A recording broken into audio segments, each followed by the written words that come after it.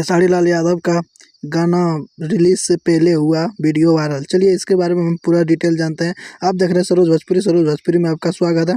कैसे हुआ खेसारी लाल यादव का गाना रिलीज किए पहले वीडियो वायरल? क्या बात कर रहे हैं? कैसे हुआ खेसारी लाल यादव का गाना वायरल? खेसारी लाल यादव का टीम ने ध्यान नहीं दे रहे हैं कि खेसारी लाल यादव के ऊपर कि गाना किसी तरह वायरल हो जा रहा है। इस सॉन्ग को कोई भी गा देगा तो फिर रिलीज करेगा, फिर बाद में खेसारी लाल रिलीज करेगा तो बोलेगा खेसारी लाल चोर है कि कॉपी करके गा रहा है।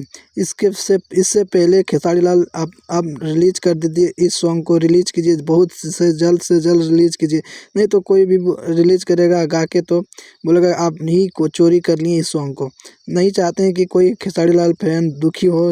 यही बताना चाहता हूँ मैं कि जल्दी से जल्दी गाना रिलीज करें। और कैसा लगा वीडियो कमेंट करके बताइएगा। फिर मिलेंगे अगले वीडियो में कोई खेसारी लाल यादव का न्यू अपडेट लेकर। जो सरोज भोजपुरी को सब्सक्राइब नहीं किए हैं प्लीज़ सब्सक्राइब कर लीजिएगा। फिर मिलेंगे अगले वीडियो में खेसारी लाल यादव का न्यू अपडेट लेके। और